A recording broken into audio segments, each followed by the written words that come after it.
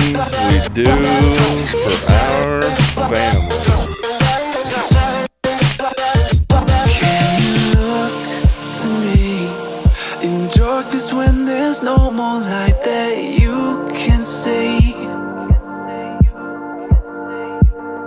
I'll take us back to times when lives were similar and times that all seemed easier. Don't be afraid, I'll be the one to guide you through this endless maze. Don't look so sad, your crying eyes won't dry. You've gotta drive with both headlights so we can see the world and we'll run away together like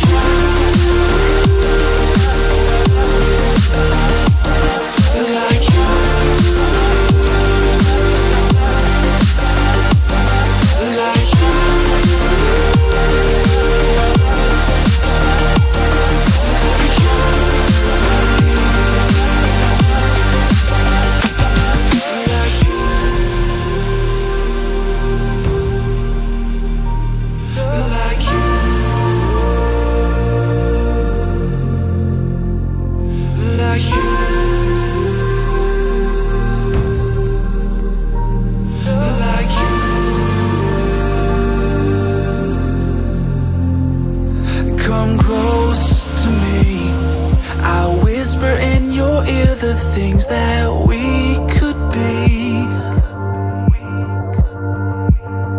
I'll drown us in the purple drapes that you were clothed in. We could live like royalty. I'll sing to you like a radio that's held beneath your window.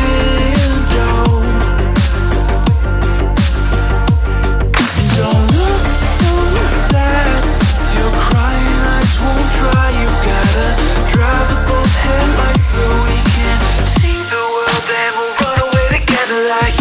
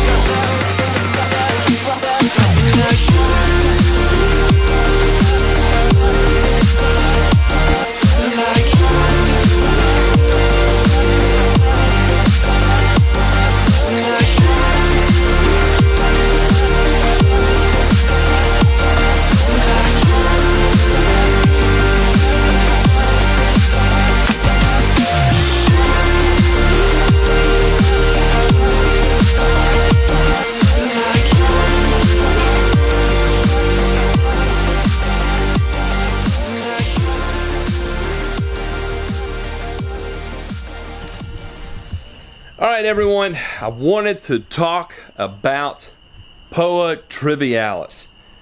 So, for those of you that don't know, POA Trivialis is also known as roughstalk bluegrass. It is a perennial, meaning it comes back year after year. Being a perennial, the only way to get rid of it once it's there is to kill it. Otherwise, it will continue to go dormant and then come out of dormancy. People wonder, where do I get POA Trivialis? It's going to come from tainted seed. It's going to come from birds, wind, water. The POA seed in general, the POA plant in general produces so many seeds. If you think of POA annua, huge seed producer, painful weed to manage. I think what makes POA Trivialis even worse is the fact that it's perennial. Whereas POA annua can be prevented with a pre-emergent. If it gets to be an issue, POA Triv, you can't pre-emerge and prevent it from coming up. Okay, that being said, typically it's an issue in cool season lawns because you can't pre-emerge in the fall because you're aerating and seeding. And typically it's already usually there in some varying degree, and then being perennial also, it tends to grow by rhizomes, and so you have, like the POA plant, you think of bluegrass is going to spread and grow by rhizomes. Same with the POA Trivialis. So, in the transition zone in particular, what makes it so difficult to control is the fact that it usually doesn't come out of dormancy until after the aeration overseed season happens.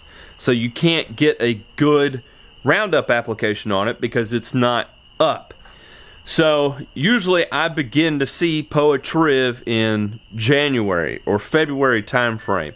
It's usually coming out of dormancy in November, late October time frame. It's starting to break, and you'll begin to see, tiny shoots beginning to come out of, that yellow limey green color. But at the same time, you usually have new seed coming in, and that's going to be a yellow limey color. So it's incredibly difficult to spot. And then once it's up, and you see it in the spring, you're trying to control a cool season weed in a cool season grass. There's not a lot of biological difference that takes place between those two grass types. So the difficulty therein lies is, how do you kill it and get rid of it? I'm kind of stuck on two options here.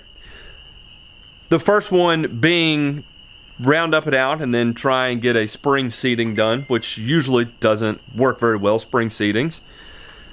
The other way would be to Roundup it out and then sod.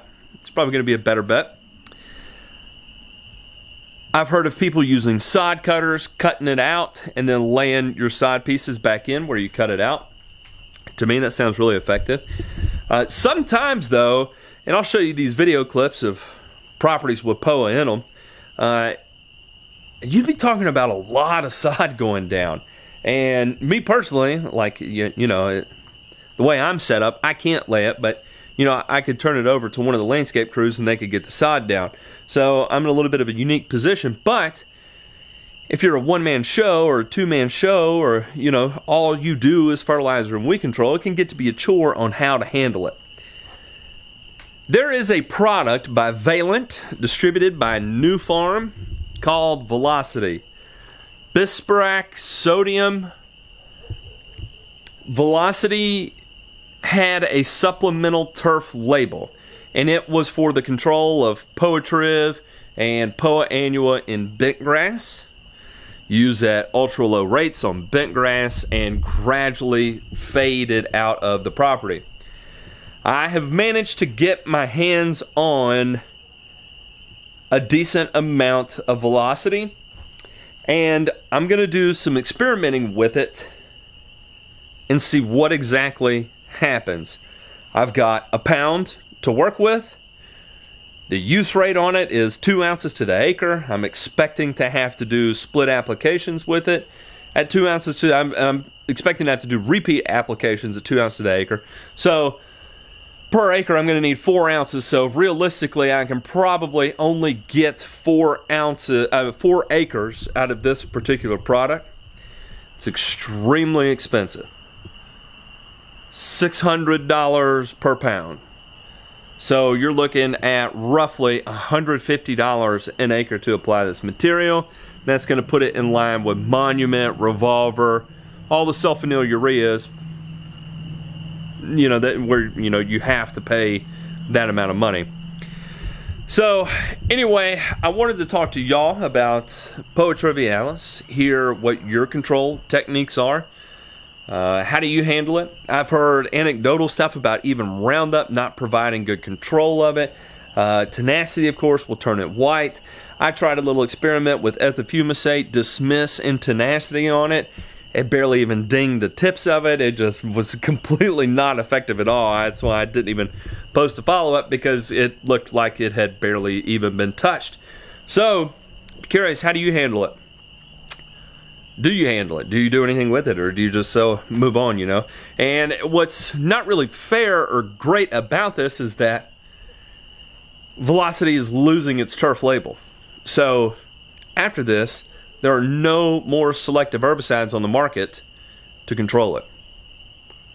Alright, y'all. It's a video. Y'all have a good one. Take it easy.